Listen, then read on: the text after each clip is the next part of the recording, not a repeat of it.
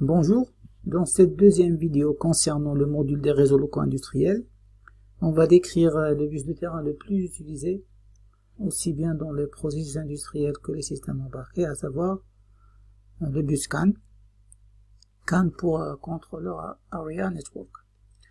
Donc je tiens, avant de commencer, à préciser et à rappeler que dans la description de chacune de mes vidéos, il y a un sommaire qui vous permettra de rapidement vous déplacer vers la partie du cours qui vous intéresse plus spécialement. Donc vu que les vidéos font environ 1 heure, donc ça pourra vous aider à rapidement aller vers ce qui vous intéresse spécialement dans la vidéo. Donc, on commencera dans cette deuxième vidéo par la présentation de l'historique du bus CAN, des principes généraux utilisés dans ce protocole de communication. On va ensuite entrer dans les détails des spécificités de la couche physique et la couche liaison du bus. Et on va finir par la description des différentes trames, ainsi que le principe d'arbitrage et de gestion de la priorité dans un réseau bus CAN multimètre. Le filtrage des trames sera, lui, le sujet de la prochaine vidéo. Donc, le bus CAN, comme on a dit pour Controller Area Network, donc il est né en 1983-84 dans les sociétés ou dans les ateliers de la société Bosch, qui cherchait à ce moment-là une solution de multiplexage des informations circulant à bord de la voiture. Et ceci en s'inspirant du bus I2C qui a été développé par Philips pour ces téléviseurs. Donc en 1985, les constructeurs de circuits ont commencé à réaliser les premiers circuits intégrés, en commençant par Intel, suivi de Philips et Siemens. En 1986, c'est devenu une norme ISO, et en 1991 a vu le jour la première voiture haut de gamme avec 5 calculateurs et un bus CAN avec un débit de 500 kilobits par seconde. Donc le bus CAN occupe aujourd'hui une position de leader sur le marché automobile, surtout que PSA, Peugeot Citroën, a abandonné le bus van, véhicule Area Network, donc, avec la sortie de la 407. Donc c'est devenu l'unique norme sur le marché de l'automobile. Mais ce bus est également très répandu dans plusieurs domaines comme celui de l'aéronautique et des nanosatellites, ou celui de la production industrielle et des systèmes automatisés, où il permet entre autres d'interconnecter les automates programmables industriels entre eux. Il y a aussi le domaine médical, où on peut le retrouver dans certains scanners de Philips là aussi, ou les fauteuils pour dentistes par exemple. Et enfin, la domotique ou le domaine des maisons intelligentes. Donc, concernant les principes généraux de communication de ce bus, le modèle de communication adopté est le modèle ISO, I3E802, qu'on a décrit dans la première vidéo. Et on avait expliqué pourquoi cette simplification du modèle OSI en 3 couches. C'est-à-dire c'est un modèle à 3 couches, avec la couche application, la couche liaison et la couche physique. On avait expliqué que dans un réseau local, on n'a pas besoin de routage, donc il suffit de revenir à la première vidéo. Donc maintenant, la topologie adoptée pour ce protocole, pour ce bus, c'est la topologie bus. Donc au niveau de la couche physique, avec l'utilisation de la notion des objets ou des nœuds plutôt que des adresses. Donc théoriquement, un maximum de 2032 nœuds avec la version CAN 2.0a pour un maximum de 32 nœuds par segment. Pour un segment donné, un maximum théorique de 32 nœuds. Donc la nature des nœuds, donc ça c'est un nœud, donc la nature des nœuds est très diversifiée en fonction du domaine d'utilisation. Donc on peut retrouver, comme ici, des PC, donc on peut retrouver des cartes à microcontrôleur ou des ECU, ECU pour Electronic Control Unit. On peut aussi retrouver des automates programmables, des capteurs, donc aussi qui sont destinés à être connectés directement sur le bus CAN, comme des capteurs de pression ici, ou des capteurs TOR, ou tout simplement les appareils de diagnostic qui permettent de diagnostiquer les nœuds d'un réseau bus CAN. Donc toujours au niveau de la couche physique, donc la transmission adoptée, la transmission différentielle. Donc à la place de la transmission unipolaire. Donc, c'est-à-dire c'est le protocole RS485 qu'on avait expliqué dans la première vidéo. Donc, avec un codage NRZ. Donc, et là, il y a deux notions qui apparaissent ici. C'est la notion de bit récessif, qui est l'équivalent au niveau logique 1. Donc, il correspond à une tension différentielle typiquement inférieure ou égale à 0 volts. Et le bit dominant, qui est le bit 0, qui est équivalent à une tension différentielle comprise entre 0,3 et 3 volts, typiquement. Donc, le nom qui a été donné à ces bits-là, c'est-à-dire récessif et dominant, est en relation avec la notion d'arbitrage et de priorité qu'on verra un peu plus loin dans cette vidéo. Donc, du point de vue maintenant méthode d'accès, donc au niveau de la couche liaison, le BusScan fonctionne en mode broadcast multimètre, esclave, donc avec la notion de priorité. Donc ainsi, lorsque le bus est libre, chaque nœud maître cette fois peut envoyer un message sur le bus. Et en cas de collision, donc c'est-à-dire en cas de deux maîtres qui veulent communiquer en même temps, seul le message de plus haute priorité prendra possession du bus. Donc c'est le principe d'arbitrage. Et ce principe sera détaillé un peu plus loin dans la vidéo. Donc ça c'est pour les principes généraux de communication. Et on va ajouter un principe qui est aussi très important à décrire, c'est le bit staffing. Donc en effet, donc sachant que le codage adopté est le codage NRZ, donc ce dernier il présente un problème. On a vu ça dans la première vidéo. Donc un problème de perte de synchronisation, donc entre l'émetteur et les récepteurs, dans le cas d'une succession de bits identiques. C'est-à-dire si on a une trame qui est constituée de plusieurs 1 consécutifs ou plusieurs 0 consécutifs, donc il y a risque de perte de synchronisation entre l'émetteur et le récepteur. C'est le récepteur, il aura l'impression que l'émetteur a arrêté la transmission de la trame. Donc en effet, donc le BusScan utilise les fronts récessifs dominants, c'est-à-dire les fronts descendants, pour la resynchronisation. Et s'il ne retrouve pas ces fronts-là, donc il y aura ce problème-là de perte de synchronisation.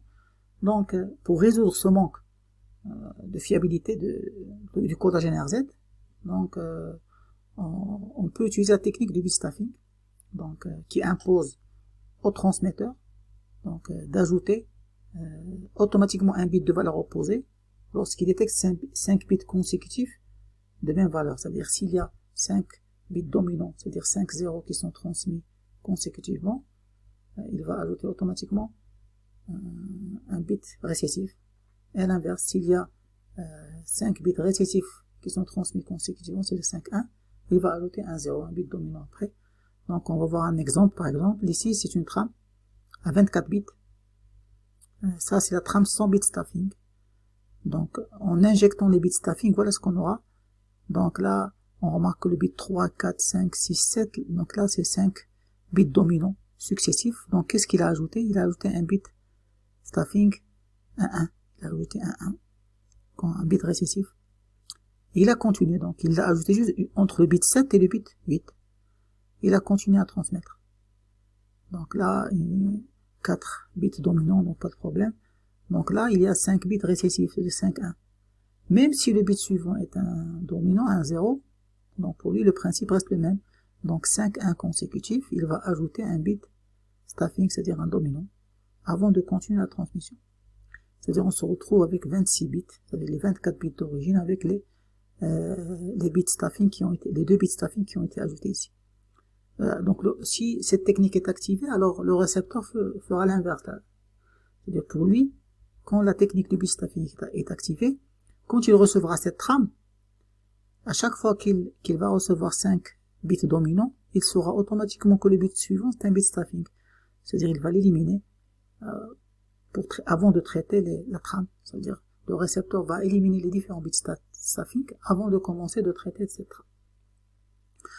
Donc c'est une technique originale, facile à mettre en œuvre et qui permet de résoudre le problème de fiabilité et de perte de synchronisation du codage NRZ.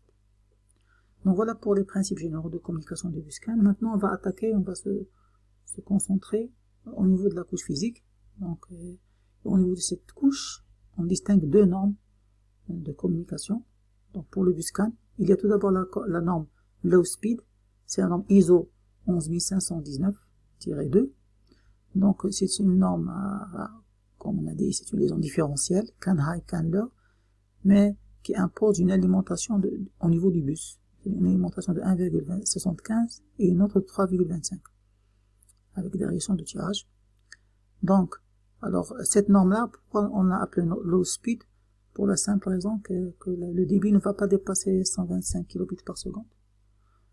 Et pour une longueur de 1 km, il ne va même pas dépasser 40 kilobits par seconde, avec un maximum de 20 nœuds par segment. Donc, au niveau du codage, donc c'est visible ici, donc le bit récessif, typiquement, le 1 logique, c'est une différence de potentiel entre can high et can low, typiquement de moins 1,5. C'est-à-dire, on a can high égale à 1,75, can low égale à 3,25, donc la différence can low moins can high, donc le codage de ce bit récessif, c'est une différence de moins 1,5. Et pour le bit dominant, on a une différence de potentiel qui est positive. C'est-à-dire le 0 logique est codé avec une différence de potentiel ici nominale de 3 volts.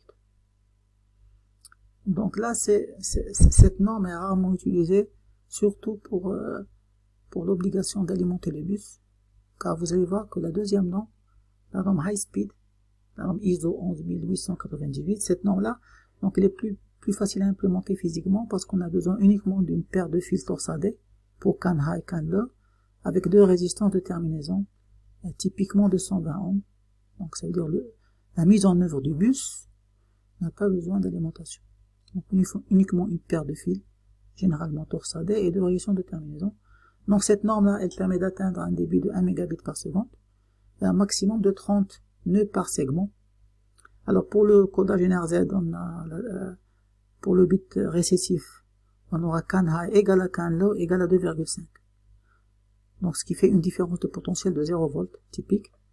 Et pour le bit dominant, le 0 logique, on a le can high c'est 3,5 et can low égale à 1,5, ce qui fait une différence de potentiel de 2 volts. Donc typiquement 0 volts comme différence de potentiel pour le 1 logique et 2 volts comme différence de potentiel pour le 0 logique, le bit dominant. Donc cette norme généralement, donc on distingue des réseaux 200 kilobits par seconde pour PSA Renault et 500 kilobits par seconde pour Mercedes, BM, certains Peugeot. Donc maintenant, toujours au niveau de la couche physique, donc on va voir en détail le support de transmission ou le médium. Donc comme on a dit, on a besoin d'une paire torsadée qui peut être blindée ou non. Donc on a vu ça dans le premier cours. Blindage à l'aide de papier d'aluminium.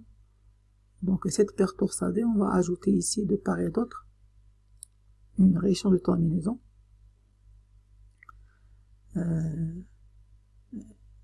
Donc cette résistance de terminaison, donc on est typiquement de 120 ohms, mais les valeurs nominales, donc c'est entre 108 et 130 ohms. Donc typiquement de 120 ohms. Donc ici vous avez, donc dans la réalité on va pas prendre une résistance de 120, mais un exemple ici d'implémentation, c'est 2 résistances de 60-60 avec un condensateur qui permet de réaliser ici un filtre passe-bas pour permettre de filtrer les bruits de ligne, c'est-à-dire tous les bruits de ligne seront court-circuités vers la masse à l'aide de ce filtre passe-bas. Donc ça augmente la fiabilité du bus et de la transmission différentielle. Donc maintenant, pourquoi tout simplement le ZC, on a 1 sur JC oméga, c'est-à-dire à chaque fois que, donc pour oméga égale à 0, quand il n'y a aucun bruit de ligne, le condensateur c'est un circuit ouvert, c'est comme s'il n'existait pas. Donc on aura notre résistance de 120. Mais dans les hautes fréquences, le ZC va être équivalent à un fil. Il va court-circuiter tout bruit haute fréquence. Donc maintenant, pour les tests de fonctionnement de ce bus, donc ils sont faciles. Donc il suffit d'effectuer un contrôle avec un non-mètre, un contrôle de la continuité. Ici, entre can high et can low, on branche un non-mètre qui permettra de mesurer la résistance. Bien sûr, hors tension et tous les calculateurs branchés. Et là, il y a 3 cas de figure. Donc, si la résistance est supérieure à 60 ohms, c'est-à-dire il y a une coupure de ligne. Puisqu'il y a une coupure, à ce moment-là, on va mesurer en général une résistance 120 ou 240 parce qu'on aura deux impédances en série. Parce qu'en cas normal, donc s'il n'y a aucun problème au niveau du but, on se retrouve logiquement 120 en parallèle avec 120, ça donnera 60 ohms. Donc ça, c'est le cas normal. Mais si on retrouve une résistance supérieure à 60, donc parce que 120 c'est 60, si on trouve supérieur à 60, c'est-à-dire qu'il y a une coupure de ligne. Si on trouve exactement 120, ça veut dire que l'une des résistances de terminaison est manquante. Et si on retrouve en contraire résistance inférieure à 60, c'est-à-dire c'est soit il y a un court-circuit, soit plus de 2 résistances de terminaison, ça veut dire qu'il y a une troisième résistance par exemple, ce qui rendra R inférieur à 60, et là c'est un cas de figure qu'on peut retrouver avec les modules CAN-SHIELD et qu'on va décrire dans le TP.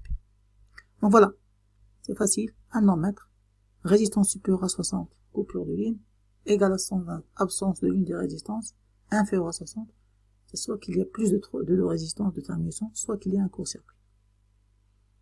Donc toujours au niveau du médium de support, donc il est à noter que la longueur du médium donc dépend du débit utilisé pour la communication. Donc si on veut des débits qui sont élevés, on doit diminuer la longueur du câble.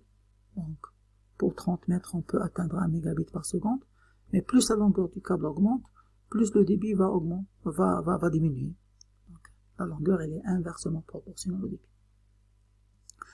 Maintenant, on va se concentrer au niveau du nœud. Donc, on sait maintenant le bus, comment il est réalisé. Donc, concernant la mise en œuvre matérielle de chaque nœud. Donc, voilà, on a le bus. Maintenant, le nœud, typiquement, donc pour fonctionner, il est constitué de 3 principaux blocs. Le premier bloc, c'est ici le contrôleur de BusCAN. Donc, c'est lui qui va gérer le protocole, y compris le traitement et la fabrication des trames. Donc on peut dire que ce contrôleur il est équivalent à l'interface USART, c'est-à-dire l'interface de communication série, qui gère la communication série TX-RX dans un microcontrôleur, selon le modèle RS232. Donc c'est avec cette interface que, par exemple, une carte Arduino peut communiquer sur le port USB ou via un module Bluetooth. Donc tous les microcontrôleurs sont typiquement équipés de cette interface USART pour gérer le protocole de communication TX-RX. Mais pour le BusCAN, donc c'est un protocole qui est différent, il y a une trame qui est un petit peu plus compliquée, il y a un petit peu d'intelligence, il y a la gestion des erreurs et tout ça, donc on a besoin d'un contrôleur de BusCAN pour gérer cette trame. Donc premier nœud obligatoire. Deuxième nœud, un microcontrôleur bien sûr, qui sera le composant intelligent du nœud, et c'est lui qui va configurer ce contrôleur de BusCAN. En fonction du débit, en fonction de la version du protocole, en fonction de la taille des données qu'on veut transmettre, des trucs comme ça. Donc et enfin, le troisième nœud, c'est une interface de ligne, un transceiver, obligatoire. Pourquoi? Parce qu'on a ici, au sein du bus, on a une transmission différentielle CAN-high, CAN-low, et les signaux qui sortiront du contrôleur de BusCAN sont des signaux TTL, unipolaires, TX-RX. Donc il faut adapter c'est purement physique. Le rôle du transceiver, c'est purement physique. Il adapte l'unipolaire au bipolaire. On a vu ça avec RS485, avec un exemple de transceiver, de circuit intégré qui permet d'effectuer cette fonction. Donc voilà, en résumé, contrôleur de BusCAN, un microcontrôleur et un transceiver. Maintenant, il y a certaines particularités. Il y a certaines particularités qu'on peut retrouver surtout dans le domaine industriel par exemple.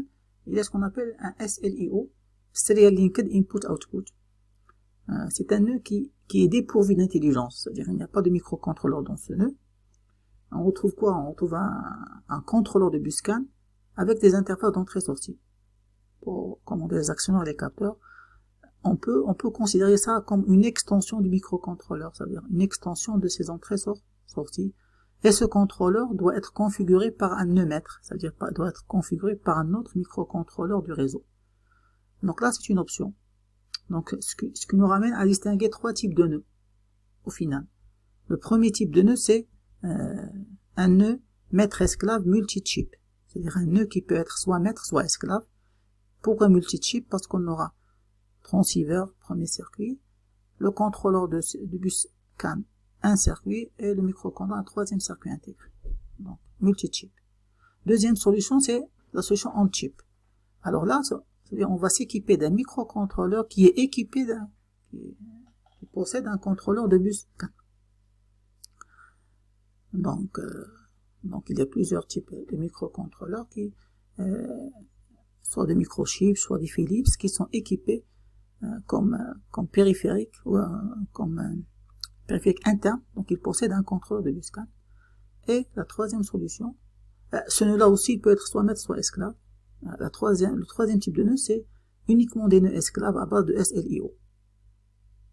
Donc voilà les trois types de nœuds qu'on peut distinguer dans un réseau bus CAN. Donc on va voir deux exemples pratiques de ça. Donc le premier exemple d'interface pour un nœud bus CAN est celui proposé par Philips dans sa documentation constructeur, avec ici donc un contrôleur de bus CAN de SJA1000 et un transceiver, c'est-à-dire le contrôleur de Philips, et le transceiver de Texas Instruments, le SN75176. Donc ça c'est exactement ce qu'on avait, le transceiver qu'on avait expliqué dans la première vidéo pour le protocole RS485.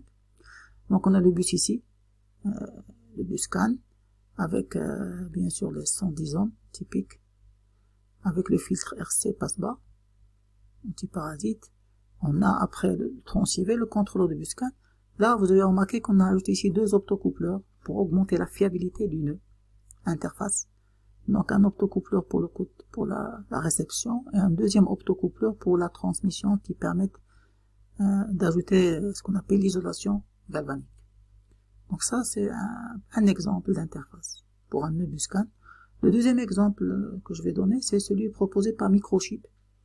Donc avec un contrôleur de bus CAN MCP2515 équipé de son propre quartz, de sa propre horloge, oscillateur de Pierce, et le transceiver qui est le MCP2551, qui est le transceiver qui permet de connecter le nœud au bus CAN, high et CAN low différentiel, et permet d'adapter la communication. Ici, dans cet exemple-là, on voit que le contrôleur de bus CAN peut être interfacé avec le microcontrôleur ici, par exemple, un exemple Arduino, à travers un bus de communication SPI, un bus de communication série. D'ailleurs, c'est la solution adoptée dans des travaux pratiques qu'on va réaliser avec ici un module CAN Shield destiné à être interfacé avec n'importe quelle carte à microcontrôleur via une interface SPI. Et nous, plus spécialement, on va l'utiliser avec les cartes Arduino. Donc voilà pour la mise en œuvre matérielle d'un nœud bus CAN. Donc, et pour tout ce qui concerne la couche physique. Donc maintenant, concernant les propriétés de la couche liaison du bus CAN, on peut les résumer en 6 points. Donc le premier point, c'est que le concept de communication est celui de la diffusion générale d'informations, le broadcast. Surtout quand on a une topologie multimètre, ça veut dire, l'idée c'est que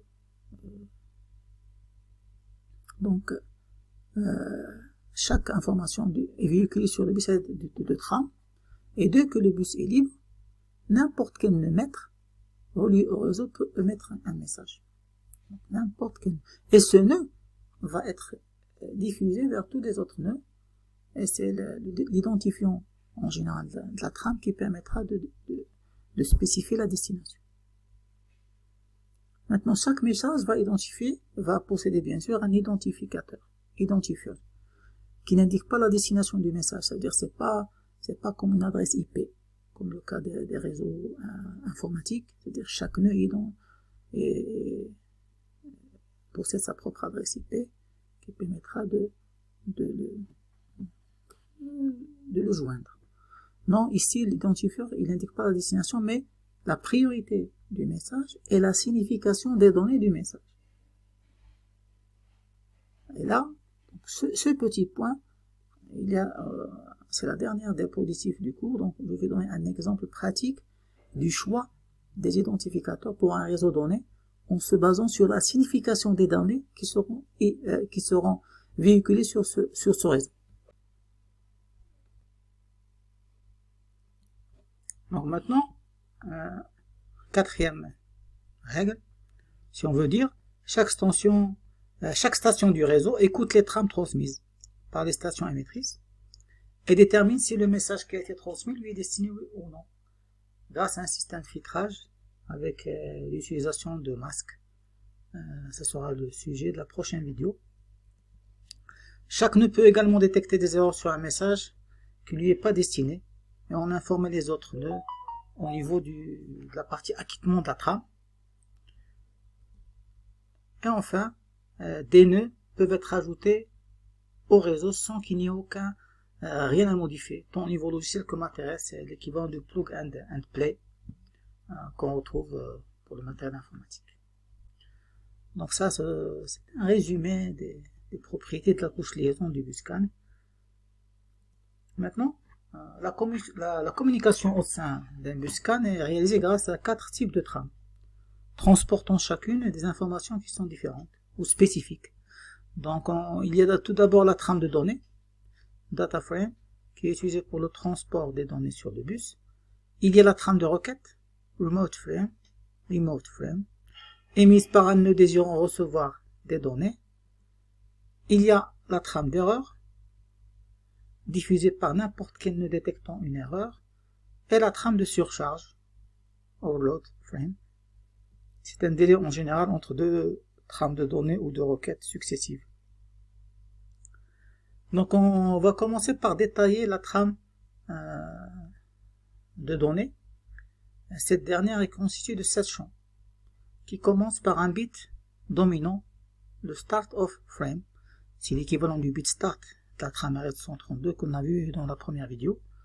Donc une trame de données BusCAN commence toujours par un bit start of frame au niveau dominant. Pourquoi le 0 dominant? Parce qu'initialement la trame, quand le bus est libre, il est au niveau haut, c'est-à-dire récessif, et quand un nœud veut commencer à transmettre, il commence par mettre le bus à 0, c'est le start of frame. Le deuxième champ, c'est le champ d'arbitrage, qui est divisé en deux parties qu'on va voir en détail. Donc il contiendra soit 12 bits, soit 30 bits. Le troisième champ, c'est le champ de contrôle, suivi des données qu'on va transmettre sur le bus, qui sont organisées en octets, suivi d'un checksum pour le contrôle d'erreur, suivant le code de redondance cyclique, un champ acquittement, et enfin la fin de la trame end of frame avec 7 bits récessifs qui indiqueront la fin de la trame. Maintenant, avec plus de détails concernant le champ arbitrage, donc c'est un champ qui est divisé en deux parties. Il y a l'identifiant qui est ajouté en premier. Cet identifiant, il est de 11 bits pour la version CAN 2.A et de 29 bits pour la version CAN 2.B. Théoriquement, ça augmentera les possibilités de communication au sein d'un segment. Donc après l'identifiant, qui est soit de 11 bits, soit de 29 bits, il y a un bit RTR, le Remote Transmission Request. Donc là, ce bit, il indiquera est-ce que la trame, elle est une trame de données ou une trame de requête. Dans le cas de la trame de données, ce bit-là est toujours mis à 0.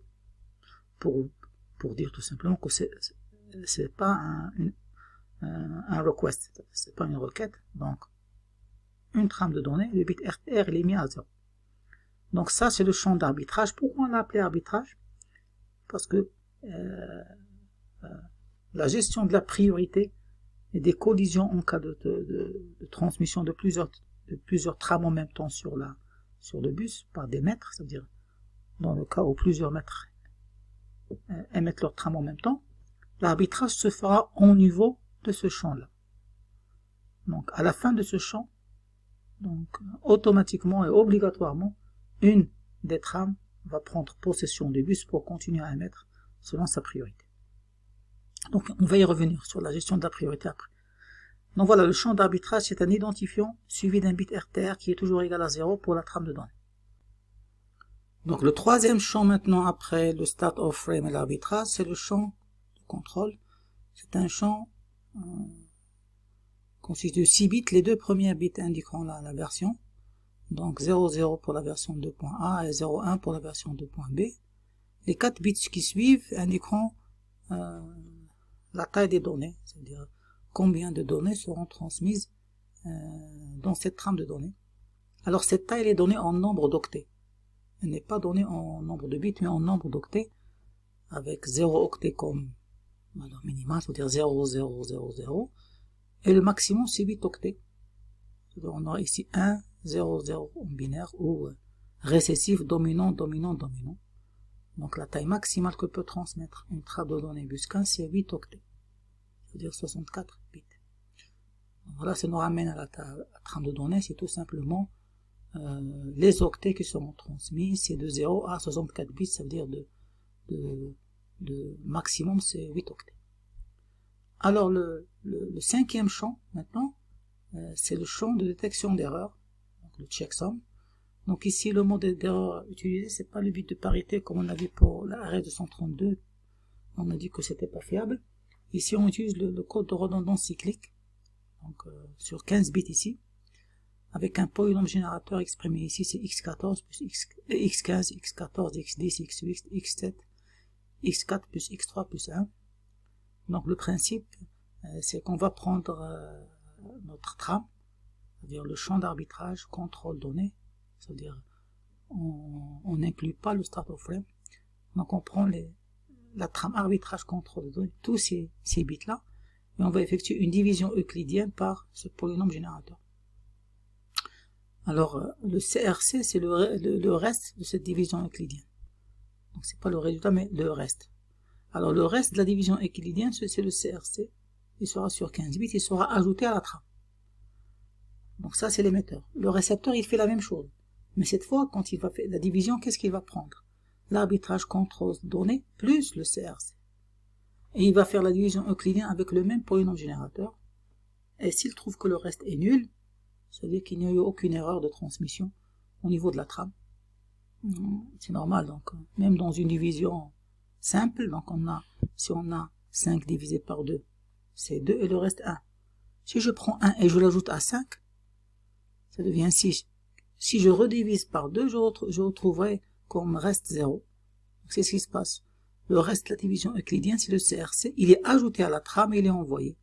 Le récepteur prend toute la trame, le CRC compris, fait la même division. S'il trouve que le reste est nul, c'est que tout s'est bien passé. Après le CRC sur 15 bits, il y a un délimiteur de CRC qui est toujours au niveau récessif, c'est-à-dire au niveau 1. Alors l'avant-dernier champ, le sixième champ, c'est le champ d'acquittement, c'est-à-dire un accusé de réception. Donc 2 bits, le premier bit c'est le bit d'acquittement. Donc ici ce sont les stations émettrices qui vont positionner ce bit. En général l'émetteur, qu'est-ce qu'il fait? Il laisse le bus libre ici. Pendant la durée d'un bit, il va laisser le bus libre, c'est-à-dire niveau haut. Alors si les stations réceptrices reçoivent la trame sans aucune erreur, ils le remettent à 0. Ça veut dire que c'est l'accusé de réception. Donc c'est l'acquittement. Donc il est mis à 0 par les stations réceptrices.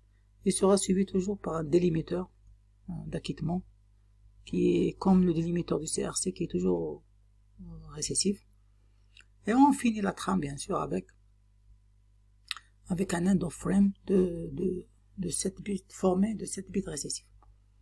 Donc voilà la trame de données, ce qui fera une taille de trame, la taille.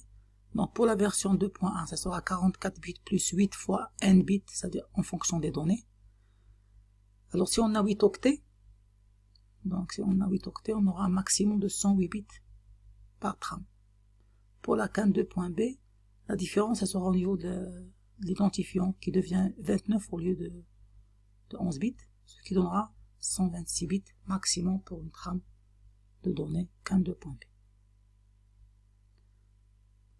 Alors, toujours pour la trame donnée, on va voir un exemple. Donc la figure suivante montre un exemple de trace du trame de données qu'on va essayer de décoder ensemble, de traiter ensemble. Donc, comme on voit ici, le bus il est initialement au repos. Le premier bit qui est transmis, c'est celui-là, c'est le start of frame de 0. Donc, avant de commencer le traitement, donc on doit tout d'abord identifier les bits staffing pour ne pas les inclure dans le décodage. Donc, comme rappel, on sait que la technique du bit staffing, c'est que après chaque 5 bits de même nature, on ajoute un bit opposé. Donc là, on va voir ici, d'abord je convertis cette trame en binaire, donc 0, 1, 0, 0, donc ça c'est l'équivalent binaire de la trame qui est là. Et là on commence à rechercher les bits staffing. là on remarque qu'on a 5 bits dominants, 0, 0, 0, ça veut dire le suivant c'est automatiquement un bit récessif. Donc je ne vais pas le prendre en compte dans le traitement. Là on a 4 0, pas de problème. Là aussi c'est le deuxième cas où on aura le stuffing, on a 5 bits récessifs, 5, 1. Donc ça veut dire ici le 0 qui va suivre c'est un bit stuffing. Donc là aussi on a 5 bits dominants. Le récessif qui va suivre ici le 1 c'est un bit stuffing. 5 bits dominants. Le récessif qui va suivre c'est bit stuffing. Voilà. Donc note le end of frame, on n'applique pas la technique au niveau du end of frame. Donc voilà, une fois on a identifié, on a éliminé les bits stuffing, on va commencer par décoder la trame. Donc on dit que le premier champ c'est le champ identifiant.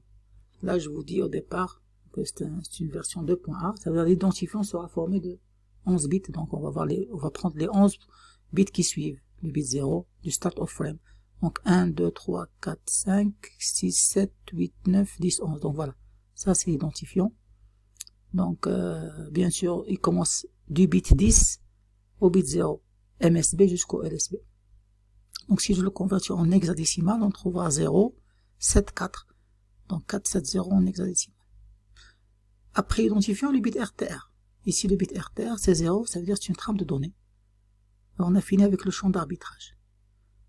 Le bit stuffing n'est pas, le bit suivant c'est un bit stuffing, il ne sera pas pris en compte. Donc je vais prendre en compte les 6 bits qui suivent. C'est le champ de contrôle. Alors les 6 bits qui suivent, donc 2 bits pour la version, les deux premiers bits c'est 0, 0, ça confirme les 11 bits ici. Et puis la taille. La taille des données ici c'est 0, 0, 1, 1. C'est-à-dire les données c'est 3 octets. C'est-à-dire les 3 prochains octets ce sont des données. C'est le quatrième champ, le champ de données. Donc le premier octet c'est celui-là. Deuxième octet c'est celui-là. Vous remarquerez que le bit stuffing n'a pas été pris en compte. Et le troisième octet c'est celui-là. Là aussi le bit stuffing n'a pas été pris en compte. On se retrouve avec 3 octets. Le premier c'est 0, 0. Le deuxième c'est FF. Le troisième c'est 5, 5. Après il y a le champ contrôle, c'est-à-dire le CRC sur 15 bits ici. Il suffit de compter. Suivi de délimiteurs du CRC. Puis les 2 bits d'accusé de réception. Le 0 ici indique que tout s'est bien passé. Et le end of frame. Donc voilà un exemple de trame de Buscan qu'on a pu décoder suivant les 7 champs qu'on a vus. Maintenant, les autres trames qu'on va voir, donc c'est la trame de requête. Donc en effet, dans le cas où un nœud maître a besoin de données qui proviennent d'un autre nœud, il peut initialiser la demande, une transmission des données, en envoyant une trame de requête. C'est-à-dire il va demander ces données, mais comment? En envoyant une trame de requête à un esclave ou à un autre maître. Et ce dernier va répondre avec une trame de données. Donc comment est composé, de quoi est conçue une trame de requête? Donc elle se compose de 6 champs au lieu des 7 précédemment décrits dans la trame de données. Donc on remarque que dans les 6 champs, il y a un champ qui manque, c'est le champ de données. Une trame de requête, entre guillemets, c'est une trame de données, sans données. Donc qu'est-ce qu'on retrouve? Le start of frame, l'arbitrage avec l'identifiant. Première différence, c'est que RTR ici sera mis à 1, parce que c'est une trame de requête. Et dans le champ contrôle, la taille des données, on va mettre 0, 0, 0, 0, puis, vu qu'il n'y a pas de données. Donc le champ contrôle sera suivi immédiatement par le champ CRC, puis l'acquittement, et enfin le end of frame. Alors la troisième trame que je vais décrire, c'est la trame de surcharge. Donc, alors cette trame de surcharge en général, donc elle sera transmise entre 2 trames, soit de données ou de requêtes. Donc cette trame, donc, elle indique aux autres nœuds qu'une station est surchargée. Donc elle est formée de deux champs. Donc supposons qu'une trame de données elle est en cours, donc on transmet 2 champs. Le premier champ de surcharge il est formé de 6 bits dominants suivi d'un délimiteur qui est suivi de 7 bits récessifs. Donc les 6 bits dominants feront que aucune autre trame ne pourra être transmise pendant la trame de surcharge. Donc alors mais il y a certaines règles à respecter, d'accord? Donc pour transmettre une trame de surcharge, la première c'est que seulement 2 trames de surcharge consécutives sont autorisées sur le bus. Donc C'est logique, donc ça évitera qu'un problème sur une machine bloque les autres machines. Parce que c'est la machine qui est en surcharge qui transmettra cette trame. Et s'il a un problème de traitement, il va continuer à transmettre cette trame de surcharge et elle va bloquer le réseau. C'est pour ça qu'en règle générale, seulement 2 trames de surcharge consécutives sont autorisées. Deuxième règle, c'est que ces trames de surcharge sont exclusivement émises à la fin du trame de données ou de requête. Donc, ce sont des intertrames entre trames de données et trames de requête. Voilà pour les 3 principaux trames qu'on a vus, c'est trame de requête, trame de surcharge et trame de données. Il y a une trame d'erreur qu'on va voir dans une vidéo concernant le traitement des erreurs. Maintenant, le dernier point qu'on va voir ensemble, qui est important au niveau du bus K, c'est la notion d'arbitrage et de gestion de priorité. Vu qu'on a dit que c'est un bus avec principe de broadcast, c'est-à-dire si le bus est libre et plusieurs maîtres veulent transmettre au niveau du bus, donc automatiquement il y aura détection de collision, mais cette fois il y aura collision, il y aura résolution de cette collision avec le principe de la priorité, donc avec des méthodes d'accès comme le Carrier Sense Multiple Access Collision Detection, mais cette fois un Arbitration Message Priority ou Carrier Sense Multiple Access Collision Resolution.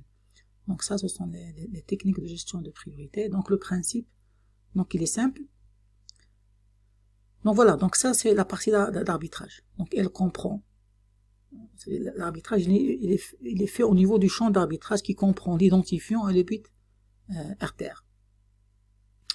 Alors, comment une station fera pour savoir qu'il y a collision, qu'il a perdu l'arbitrage ou qu'il y a erreur? Donc la technique il est simple, donc elle est basée sur ce qu'on appelle le bit monitoring. C'est-à-dire chaque bit qui est transmis, il est relu.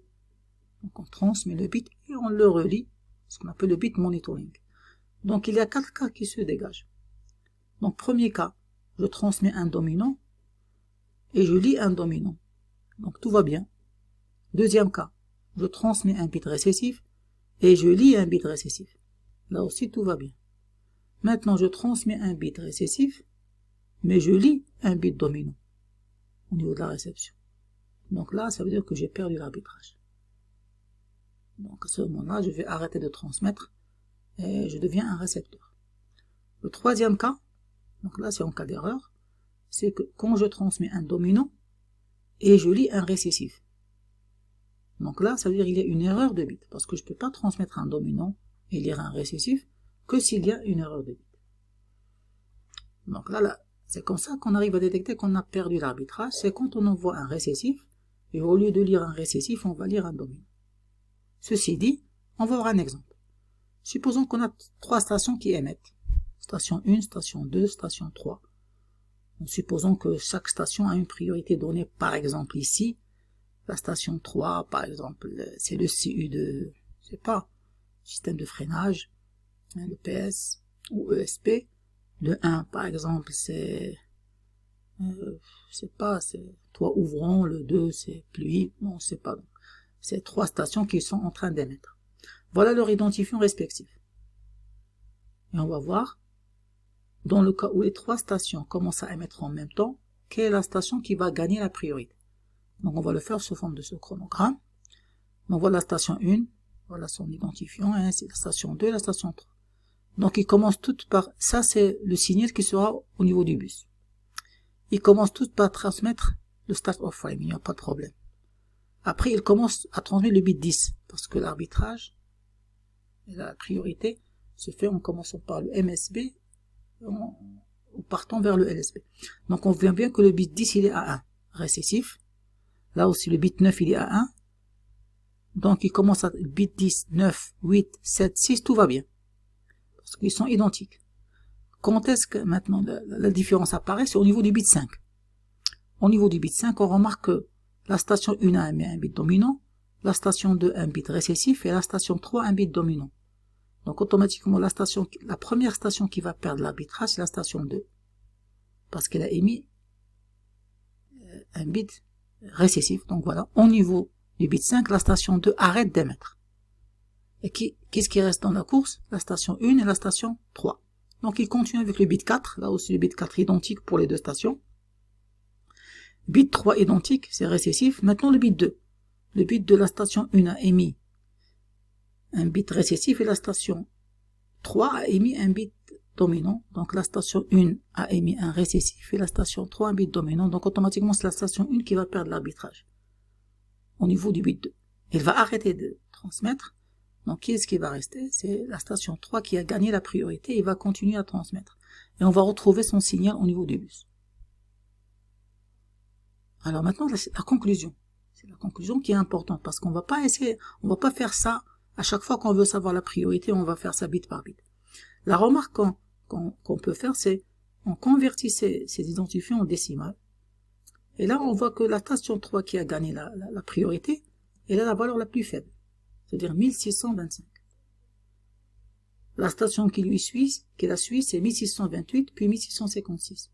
Donc, en règle générale, plus la priorité de la station est élevée, plus la valeur de son identifiant doit être faible. Donc c'est ça la règle qu'on va appliquer après dans les exercices et dans l'exemple suivant qu'on va voir ensemble. Donc voilà comment ça se passe l'arbitrage, c'est bit par bit. Donc en conclusion, c'est que plus la station est prioritaire dans un réseau, plus l'identifiant que je dois lui affecter doit être de faible valeur. Maintenant, on va finir par un travail de synthèse permettant de comprendre vraiment le mode d'affectation et le choix des identificateurs dans un réseau BusCAN. C'est-à-dire vous avez un réseau BusCAN et vous commencez l'étude par quoi? Par d'abord l'affectation des identifiants et le choix de leur valeur en fonction bien sûr de la priorité différente. Donc ici, on va considérer un processus formé de 4 nœuds, 2 nœuds maîtres, un nœud CU qui gère le réseau, et un PC de supervision qui est connecté à notre BusCAN et qui est connecté au réseau d'entreprise informatique. Donc il va faire la supervision.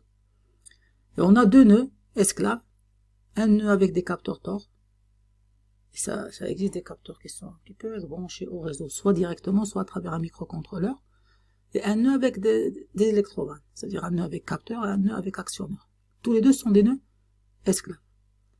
Alors comment affecter les identifiants? Donc la grande différence qu'il y a entre un BusCAN, un bus de terrain, et un réseau informatique, par exemple, de ce côté-là, c'est, si vous avez vu les réseaux informatiques, donc chaque nœud, on va lui affecter une adresse IP, dans le cas du réseau informatique.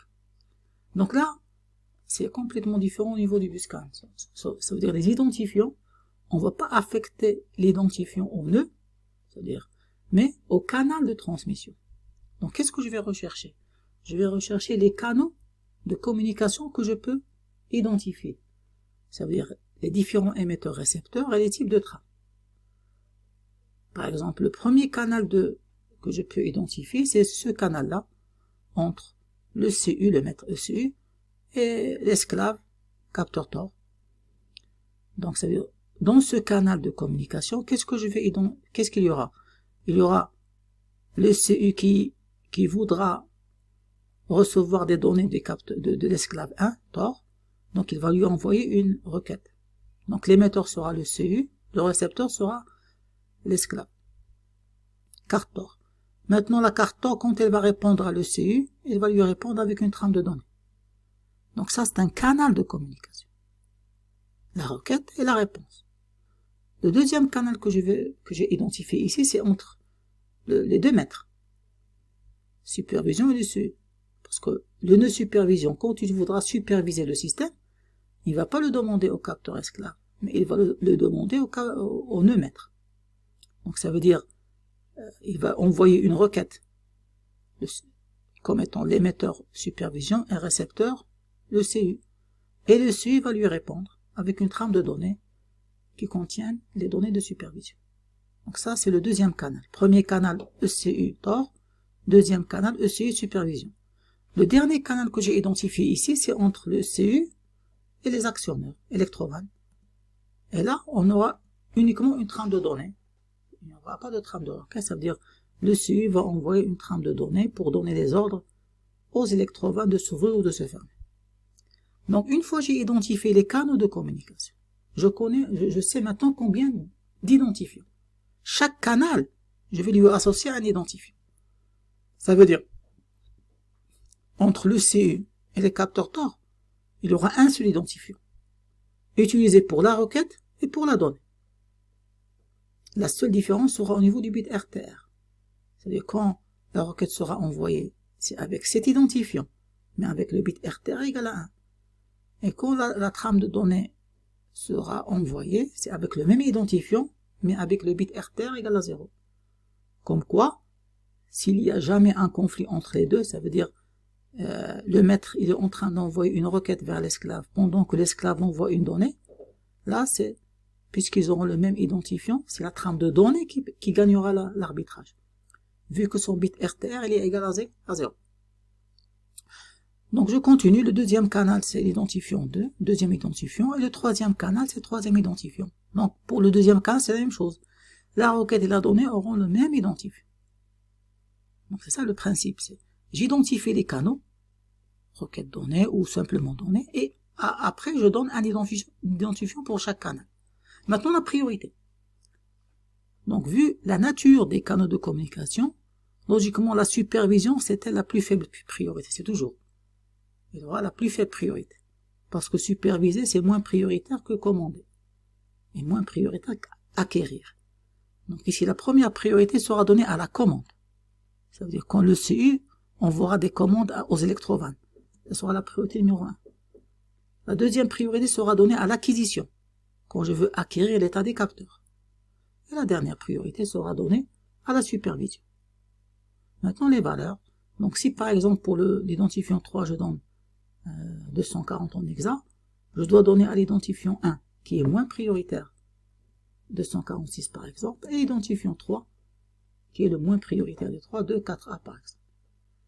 Donc voilà, donc cet exemple est pour moi très très important parce que c'est un cas pratique de synthèse. Vous avez un processus, c'est à vous d'affecter, de choisir d'abord le nombre d'identifiants que vous avez, de les affecter et de choisir leur priorité avant de leur donner une valeur. Donc voilà, donc c'est fini pour cette vidéo. Donc la prochaine, ce sera la correction des TD concernant cette partie du cours, avant de partager la vidéo concernant le filtrage des travaux.